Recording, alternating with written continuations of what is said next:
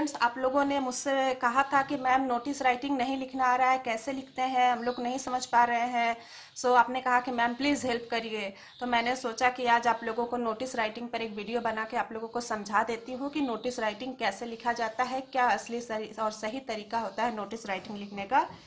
सो चलिए topic start करते हैं। तो नोटिस राइटिंग जो पहले लिखा जाता है, तो सबसे पहले तरीका ये होता है कि नोटिस को लिखने के लिए एक बॉक्स बनाना पड़ता है।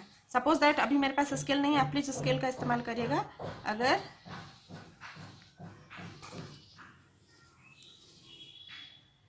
आप ऐसे एक बॉक्स बना लीजिए पहले।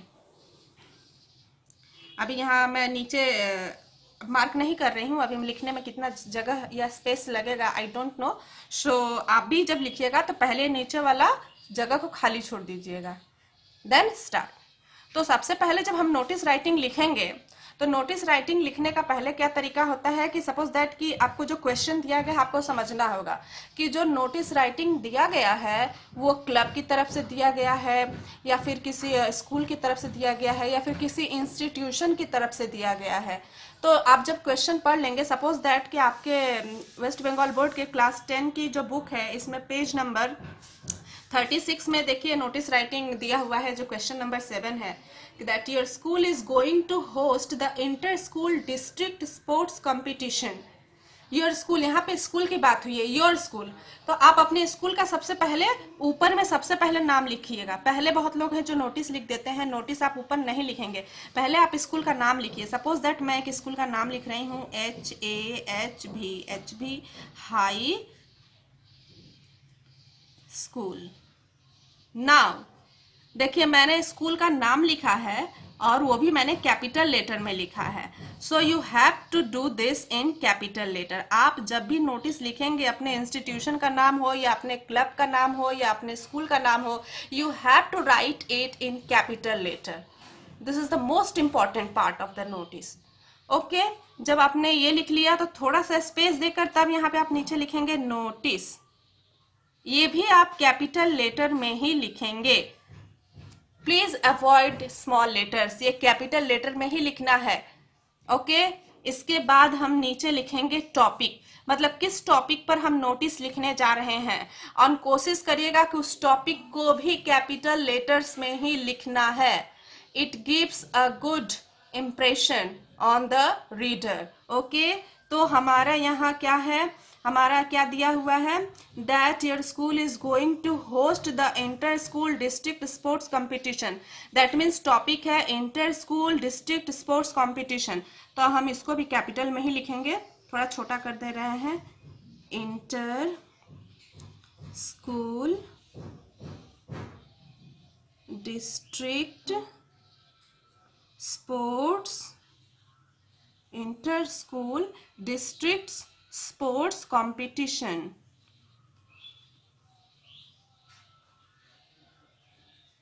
ठीक है, आपने इसको भी कैपिटल लेटर में लिखा। थोड़ा थोड़ा स्पेस सबके बीच होना चाहिए, एक ही साथ मत आप क्लोज मत लिखिएगा, थोड़ा स्पेस दे देकर लिखिएगा। ठीक है, ये 3 चीजें हुई, पहले आपका इंस्टीट्यूशन का नेम, देन नोटिस, देन आप किस टॉपिक पर लिख रहे हैं वो। इसके बाद क्या है, हर नोटिस का एक डेट होता है, तो उस डेट को मोस्टली लिखा जाता है राइट हैंड कॉर्नर। ये है आपका राइट हैंड और इसी कॉर्नर पे आप डेट लिखेंगे। तो सपोज दैट कि आपने कोई एक डेट लिख दिया, सपोज दैट कि 02/02/2020, इसी बॉक्स के अंदर ही लिखना है, बाहर न जाए। ठीक है, तो आपने डेट यहाँ पर मेंशन कर दिया, आपका ये काम हो गया। कुछ लोग रेफरेंस नंबर भी यूज करते हैं नोटिस का, जैसे टाइम ये होता है, नंबर होता है कि कितने नंबर की नोटिस है। यू कैन राइट इट और नॉट, आई से प्लीज अवॉइड इट, इसका जरूरत नहीं है। ओके, नाउ अब ये जो मेन चीज हुआ, मेन फोकस ये हो गया। अब हम चलते हैं नोटिस लिखने पर। ये सारी चीजों तो एकदम मोस्ट इंपॉर्टेंट है, हर नोटिस में ही लगेंगी, बस ये नाम बदल जाएगा। सपोज दैट कोई क्लब है तो आप उसको उस क्लब का कोई नाम दे दिए, HHB क्लब, या फिर कोई इंस्टीट्यूशन है तो HHB इंस्टीट्यूशन, समथिंग दैट कि आपने कोई भी एक नाम दे दिया। ठीक है, ये जब हो गया तब हम चलते हैं इसके मेन पर। तो सबसे पहले है, अब ये नोटिस है तो जाहिर सी बात है इन्फॉर्म किया जा रहा है, तो हमारा शुरुआती जो होगा, पहले 1-2 लाइन लिखने का स्पेस छोड़कर हम लिखना शुरू करेंगे। अब जाहिर सी बात है स्कूल की तरफ से लिखा जा रहा है, तो किसको इंडिकेट किया जा रहा है? स्टूडेंट्स को इंडिकेट किया जा रहा है। सो स्टूडेंट्स को इंडिकेट किया जा रहा है, तो देन हम लोगों को लिखना होगा कि स्टूडेंट्स आर hereby informed, ये हर नोटिस का आप स्टार्टिंग ऐसे ही करेंगे, informed that, अगर आप क्लब की तरफ से लिख रहे हैं तो ऑल द क्लब मेंबर्स आप लिख सकते हैं। इंस्टीट्यूशन है तो इंस्टीट्यूशन में भी जो स्टाफ होता है या जो वर्किंग स्टाफ होता है या वहाँ के भी जो मेंबर्स होते हैं तो उसको लेकर वैसे आप ऑर्गेनाइज या वैसे लिखेंगे। और स्कूल है तो स्कूल के लिए आपको स्टूडेंट शब्द का ही इस्तेमाल करना होगा। So students are hereby informed that our school is going to, अब देखिए यहाँ पे बोला है host the inter school district sports competition, तो हम लोग यहाँ पे लिखेंगे होस्ट इंटर, ये सेम टू सेम हमारा जो टॉपिक है inter school district sports competition, हम उसी तरह लिखेंगे inter school district sports competition.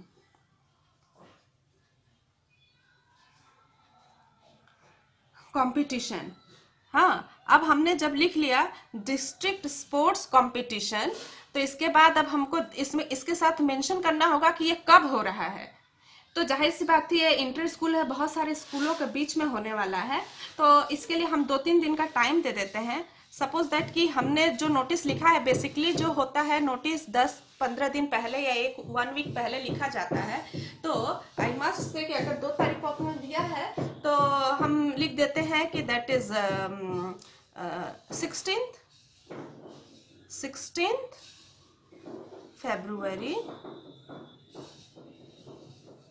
फरवरी का महीना है, ईयर 2020 दिया है तो हम 2020 लिखेंगे। कंपटीशन फ्रॉम, सॉरी यहाँ पे मैं फ्रॉम लिखना था, स्टार्ट हो रहा है फ्रॉम 16 फरवरी 2020 टू, हमने 3 दिन लिया तो 16, 17, 18 तक लेते हैं, टू 18th फरवरी 2020 इन हमारे स्कूल में ही हो रहा है, तो इन आवर स्कूल प्रेमाइसेस। ठीक है, तो ये हुआ।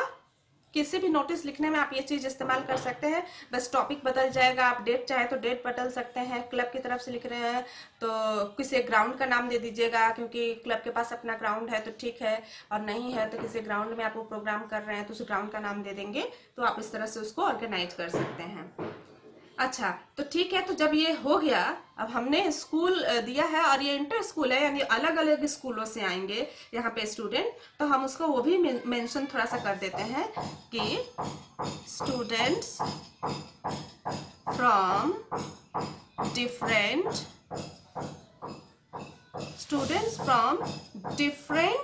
schools will participate in this competition. Participate in this competition. अब हो गया। अब इसके बाद हमारा क्या काम होता है? हमारा काम होता है कि अब हम बताएं कि कौन कौन से बच्चे क्या है पार्टिसिपेट इसमें कर पाएंगे। तो हम मोस्टली कोशिश करेंगे कि हायर क्लास को रखने को, सो कि मतलब बच्चों को हैंडलिंग करने में दिक्कत ना हो। तो हम लिख देते हैं कि students of class 8 to class 12. Student of class 8 to class 12 can participate in this competition. Can participate in this competition. हुआ। अब कंपटीशन में पार्टिसिपेट तो करेंगे। अब कंपटीशन में पार्टिसिपेट करेंगे तो कंपटीशन का एक क्राइटेरिया होता है कि कंपटीशन में क्या क्या है, अब कौन कौन सा पार्ट है गेम का, जैसे 100 मीटर रेस है, 200 मीटर रेस है, उसके बाद सपोज दैट कि कोई शटल रेस है या कुछ और रेस है। तो उतना सारा अगर आप लिखना है तो लिखिए, नहीं लिखना है तो आप बस इतना लिख दीजिए कि all the events in details, all the events in detail will be announced later.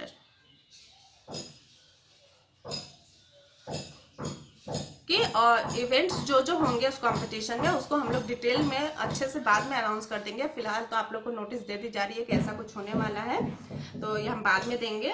अब इसके बाद हम बोलेंगे कि अब जो स्टूडेंट इसमें पार्टिसिपेट करना चाहते हैं तो वो कैसे कांटेक्ट करें, क्या करें और नहीं करें। तो अब वो लिखेंगे interested students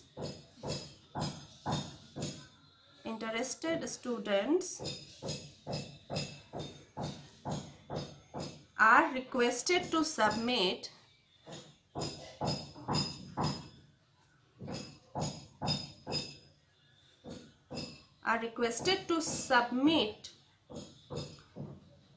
their names to the games teacher. Submit their names to the games teacher.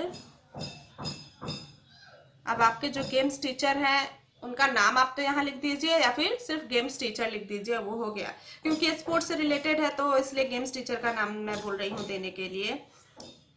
इसके बाद है कि सारे स्टूडेंट सारे कैटेगरीज में भाग नहीं ले सकते हैं, ये बात आप वहाँ मेंशन कर देंगे। आप वहाँ पे बता दीजिए इस इंफॉर्मेशन में कि one candidate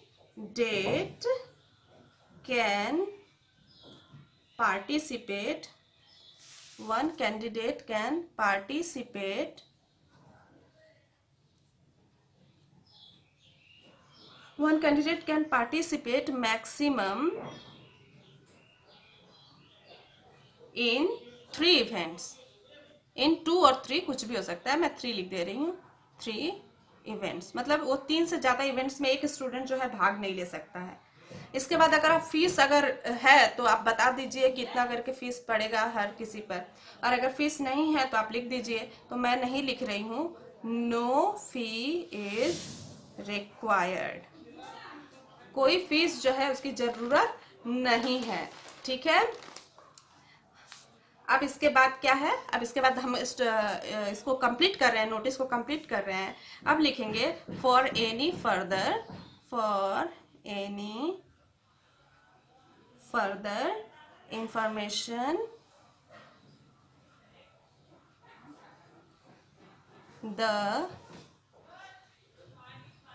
undersigned may be contacted, ठीक है। अब इसको कांटेक्ट किया जा सकता है। इसके बाद अब ये नोटिस हमारा खत्म हो गया। अब नोटिस खत्म हो गया तो थोड़ा सा स्पेस हम यहाँ छोड़कर यहाँ पर counter signed headmaster. Hello student, अब राइट साइड कॉर्नर में आएंगे, यहाँ पर अपना नाम आप लिखिए। सपोज दैट मैंने लिखा अंजलि मेहता। यहाँ पे देखिए बुक में जो क्वेश्चन था उसमें लिखा हुआ था कि you are the secretary of the sports club of your school. तो नाम लिखने के बाद यहाँ पे सेक्रेटरी स्पोर्ट्स क्लब,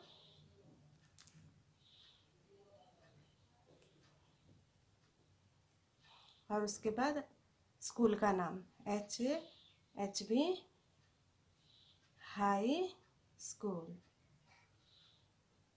और इस तरह से सिंपल हमने नोटिस को लिख लिया। नोटिस लिखना बहुत ही सिंपल है, बस ये कुछ रूल्स हैं जो आपको फॉलो करने हैं, जिसमें कि आपको ये कैपिटल लेटर में नाम होना चाहिए, कैपिटल लेटर में नोटिस होना चाहिए, और कैपिटल लेटर में आपका मटेरियल होना चाहिए। And then you have to write the notice following some points. ये पॉइंट्स बेसिकली सभी पॉइंट्स में आएंगे, आपको कोई दिक्कत नहीं है, आप आराम से इसको याद करके किसी भी नोटिस में आप इसको अप्लाई कर सकते हैं। बस कुछ कुछ चीज़ें जो हैं पॉइंट्स बदल जाएंगी जगह के अनुसार। काउंटर साइन यहाँ होना ही चाहिए, यहाँ पे अपना नाम देकर, यहाँ पे वो पोस्ट देकर जो लिखा रहेगा वो आपको लिख देना है। और फाइनली नोटिस बहुत ईजी है लिखना। थैंक्स।